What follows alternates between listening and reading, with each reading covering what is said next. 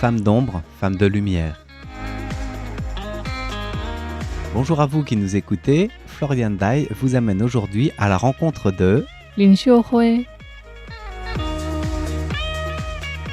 Bonjour et bienvenue dans ce nouvel épisode au sujet de Lin Xiuhui, qui est d'origine Taïwan. Elle travaille les perles en verre et j'avais commencé à vous parler d'elle et de son atelier la semaine dernière.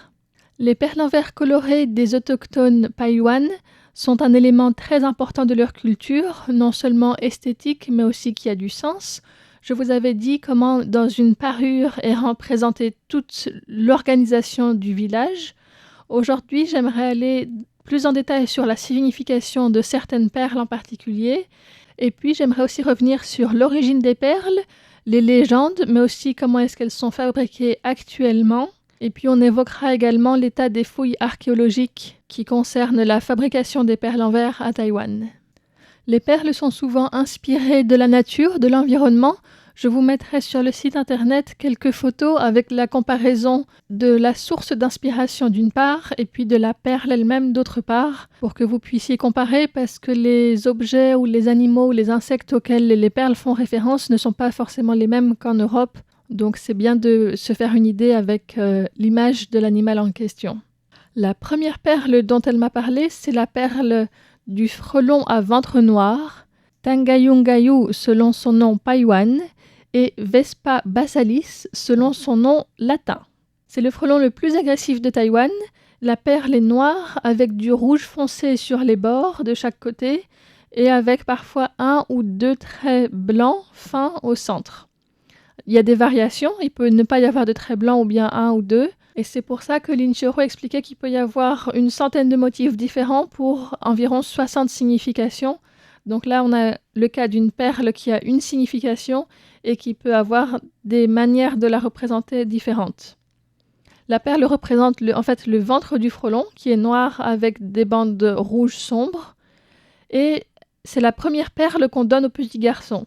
Ça veut dire qu'ils sont conscients de leur force. Cette perle leur est donnée soit quand ils se sont battus avec un autre enfant, ou bien quand ils ont réalisé une tâche qui demande beaucoup de force. Et on leur explique à ce moment-là que le frelon à ventre noir est le plus agressif des frelons, mais qu'il ne dépense pas son énergie en vain. Donc c'est à chaque fois une occasion d'expliquer qu'il faut faire attention et utiliser sa force à bon escient. Si comme moi vous vous demandez à quel âge est-ce qu'on peut recevoir une telle perle, eh bien Lin Xiuhui m'a expliqué qu'il n'y a pas d'âge déterminé. On peut avoir des perles depuis la naissance, mais souvent on les donne plutôt à partir de 4 ou 5 ans, quand les enfants commencent à comprendre un petit peu plus de choses. À l'époque, les enfants suivaient les parents partout, dans les champs, au travail, et donc ils avaient des responsabilités plus tôt aussi. Dans un collier, ces perles donc noires et rouges foncées, la perle du frelon à ventre noir, sont toujours disposées en bordure du village, c'est-à-dire entre les perles à motifs qui sont au centre et les perles unies qui sont plus sur les côtés droit et gauche, et ça symbolise la protection du village. Certaines perles sont traditionnellement associées à des valeurs plutôt masculines ou plutôt féminines, mais les hommes comme les femmes peuvent les porter. Les Paiwan sont une société qui accorde beaucoup d'importance au lignage et au premier-né, au premier enfant, peu importe si c'est une fille ou un garçon. Et donc les capacités ou caractéristiques qui sont représentées par ces perles peuvent être attribuées aussi bien à un garçon qu'à une fille.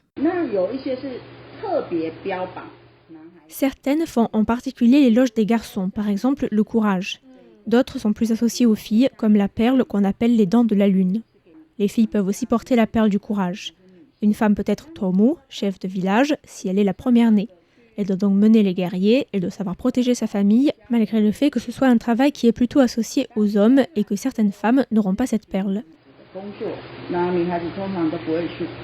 Il existe une autre perle qu'on appelle la perle des dents de lune ou bien la perle des mers, qui est rose sombre avec des petits points blancs tout autour. Elle est associée à une histoire qui est une forme d'éducation sexuelle. Elle représente les dents. Traditionnellement, cela désigne les organes sexuels féminins. Cette histoire est pour dire aux filles qu'il ne faut pas être avec un garçon à la légère. Et c'est aussi une histoire qu'on raconte surtout entre garçons pour dire qu'il ne faut pas faire n'importe quoi avec les filles, sinon on risque de se faire mordre. Ils doivent se retenir, sinon ils risquent de perdre une partie de leur anatomie. Lin Xiuhui m'explique que c'est une histoire qu'on raconte beaucoup entre garçons et elle sert en fait à enseigner la retenue. Elle fait un petit peu peur pour que les enfants n'explorent pas trop vite leur sexualité. La perle est donnée aux enfants dès qu'ils commencent à montrer de la curiosité à ce sujet. Le fait que des dents soient représentées dessus n'est pas anodin, ça n'indique pas seulement la possibilité de mordre, c'est aussi un signe de beauté et quelque chose qui est recherché au moment du mariage notamment. Les dents sont aussi représentées sur une autre perle. Quand les parents choisissent la personne avec laquelle leur enfant va se marier, ils font très attention à ses dents, que ce soit un homme ou une femme. De belles dents sont un signe d'une bonne santé. C'est aussi un signe de beauté. Ma professeure de tissage m'a raconté qu'avant, il y avait des groupes de garçons et des groupes de filles, mais peu de contact entre les garçons et les filles. Quand des personnes venaient d'un autre village, les jeunes filles en âge de se marier restaient un peu dans leur coin, elles évitaient de sourire ou de faire des blagues pour ne pas montrer leurs dents. Un prétendant venait avec ses amis, essayait de faire rire la fille pour voir ses dents. Mais si elle ne convenait pas à leurs attentes, ils ne le disaient pas frontalement, mais ils trouvaient toujours une excuse pour s'en aller. Ces histoires autour des perles permettent de comprendre comment était la société Paiwan il y a plusieurs dizaines d'années.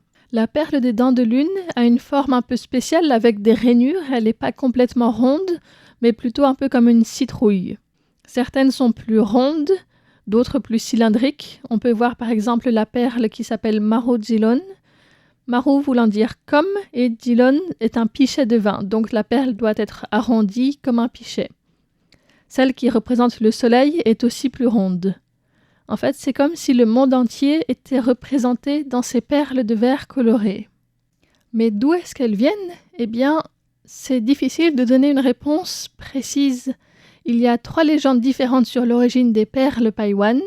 Lin Xiuhui m'a dit que comme les anciens avaient du mal à la raconter en chinois, il y avait peut-être des versions qui sont un peu moins précises ou des morceaux qui manquent, mais voilà ce qu'on sait. Les Paiwan sont une société qui fait très attention aux alliances et au moment des mariages, il fallait non seulement se marier avec quelqu'un de la même classe sociale, mais le jour du mariage, les parures étaient très importantes. On utilisait avant des matériaux naturels qui étaient éphémères et on ne pouvait pas avoir d'objets qui soient hérités, qui puissent aider à se rappeler des histoires des générations précédentes. Mais comme pendant le mariage, il faut nommer les ancêtres sur 18 générations pour dire de quelle famille ils viennent, quel est leur ordre de naissance, etc., pour expliquer l'importance de la famille aux jeunes ainsi que leur lien avec les dieux, puisque le chef du village est l'enfant d'un dieu selon la croyance Paiwan. Un jour, on a demandé au prêtre si on pouvait s'adresser aux dieux pour demander d'avoir quelque chose de beau pour les mariages qui aide à se souvenir des histoires et qui s'héréterait de génération en génération. Des cérémonies ont eu lieu et la réponse des dieux est arrivée. Il fallait attraper 100 libellules, en extraire les yeux et les couvrir de cendres de bois avec un récipient en bois. Ensuite, il fallait attendre un jour et une nuit sans ouvrir le récipient. C'était interdit. Après un jour et une nuit, les yeux étaient devenus de jolies perles. C'est une des légendes qui explique comment est-ce que les Paiwan ont obtenu les perles colorées. Cependant, il y a encore une part de mystère puisque la technique pour fabriquer ces perles a été perdue. Et dans les années 80, son professeur a cherché à en fabriquer à nouveau. Mais dans le village, personne ne savait plus comment les faire. D'après les témoignages, les chercheurs japonais ou les missionnaires qui seraient venus entre le XVIIIe et le XXe siècle n'ont pas vu de gens qui fabriquaient ces perles. Il est donc difficile de déterminer si ces perles avaient été fabriquées à Taïwan ou non. Elles auraient pu être échangées, mais les ancêtres disaient qu'elles avaient toujours été héritées. Si on regarde les perles, on voit qu'elles sont anciennes, c'est une certitude. Dans la légende, il faut couvrir les yeux de libellules de cendre. Selon les techniques actuelles, une des étapes est de faire refroidir doucement le verre dans de la cendre de bois. Et le temps de refroidissement idéal est 1 jour et 1 nuit, pour que la perle soit solide et ne se fende pas avec les variations de l'environnement. Les anciennes légendes sont parfois un peu obscures, que ce soit à cause du vocabulaire employé qu'on n'utilise plus maintenant, ou parce qu'il y a plusieurs niveaux de compréhension possibles. Mais de ce qu'on en retire, on n'est pas sûr s'il manque des passages. Les légendes ne racontent pas comment les yeux sont devenus des perles. C'est un peu mystérieux. Malgré cet aspect mystérieux, la partie de refroidissement est très plausible puisque c'est encore la technique qui est employée maintenant en mettant les perles dans de la cendre pour qu'elles se refroidissent. Les perles sont réalisées à base d'un verre. Alors il existe plusieurs sortes de verres, de plusieurs couleurs et puis avec des compositions différentes. Il y a par exemple le cristal qui est riche en plomb, mais aussi un verre synthétique, le verre sodocalcique, des verres utilisés dans les micro-ondes par exemple. Pour les perles, en tout cas, c'est le cristal, donc un verre riche en plomb qui est utilisé et c'est le même matériau qui était utilisé traditionnellement. Un petit point lexical et chimique s'impose. Le terme cristal, il désigne deux choses en français.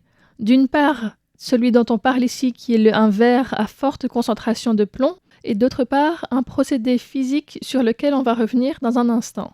Le verre, tout d'abord, de la même manière que le caoutchouc et les liquides, sont des substances dites amorphes, c'est-à-dire que les molécules, les atomes ou les ions qui les composent ne sont pas organisés d'une manière régulière.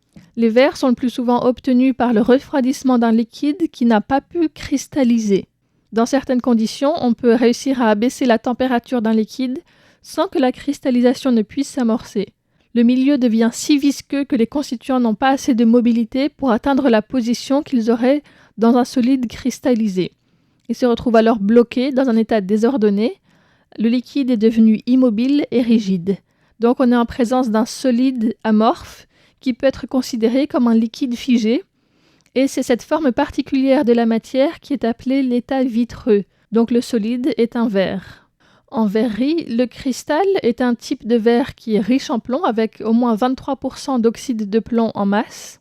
Et le plomb sert à abaisser le point de fusion du verre tout en stabilisant sa composition.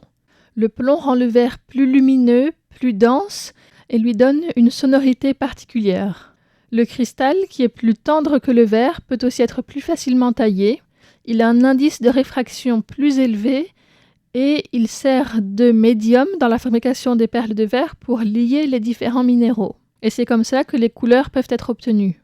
Alors que la cristallisation, en tant que phénomène, a lieu lorsque les constituants, c'est-à-dire les atomes, les molécules ou les ions, sont assemblés de manière régulière, quand un même motif est répété à l'identique. Parmi les cristaux les plus communs, on peut retrouver bien sûr la neige, mais aussi le sucre, des métaux, des pierres précieuses, etc. Et Lin Xiaohui m'a raconté que le cristal qui est utilisé par la célèbre marque Swarovski est en fait un verre à forte concentration de plomb. Mais pour revenir à nos moutons, ou plutôt à nos perles de verre, elles sont réalisées en chauffant le verre à très haute température. Actuellement, on utilise un mélange de gaz et d'oxygène pour réussir à avoir la bonne température. On a souvent des enfants qui demandent comment on faisait avant, sans le gaz et l'oxygène, comme on fait maintenant. Donc nous avons mené des expérimentations. Il y a un petit four en argile près de l'entrée et nous avons essayé de brûler du bois et du charbon pour voir si on pouvait travailler le verre avec cette chaleur. Et c'est possible. On essaie de démontrer à quelle distance il est possible de s'approcher des hautes températures. Au cours des fouilles archéologiques, on a retrouvé un bâtonnet de fer autour duquel on enroule le verre pour faire une perle. C'est aussi un élément de preuve. Pour créer des perles avec ce type de motif, il n'y a pas 36 techniques possibles. Donc nous sommes en train de faire des expériences et des recherches pour savoir ce qu'il a pu être fait ici et le mettre en parallèle avec les récits de nos aînés. Lin Xiaohui m'explique qu'après un typhon, au bord de la mer, des objets anciens ont été trouvés. Le typhon suivant les a malheureusement de nouveau recouverts, mais des informations ont pu être préservées et ces découvertes ont été faites près de l'embouchure d'un fleuve, un endroit qu'on sait avoir été habité il y a très longtemps. La zone concernée par ces recherches archéologiques s'étend entre l'embouchure de la rivière Jinlun au sud et Taimali au nord, et son village d'origine est en amont de la rivière Jinlun. Il était à son apogée il y a entre 100 et 200 ans, et donc actuellement des archéologues de l'Academia Sinica font des fouilles et retrouvent des poteries qui correspondent à cette période et d'autres objets. Donc les découvertes sont encore en cours et peut-être qu'il sera possible dans le futur de prouver si, oui ou non, des perles en verre coloré avaient été fabriquées dans cette région par les Paiwan. En tout cas, si vous vous rendez dans l'atelier de Lin Xiaohui à Taidong, dans l'ancienne raffinerie de sucre, c'est possible d'apprendre à réaliser soi-même une perle en verre. Et sinon, vous pouvez aussi tout simplement regarder la vidéo qui accompagne cet épisode. Un épisode qui vous a été présenté par Florian Dai pour Radio Taïwan International. Très bonne journée à vous.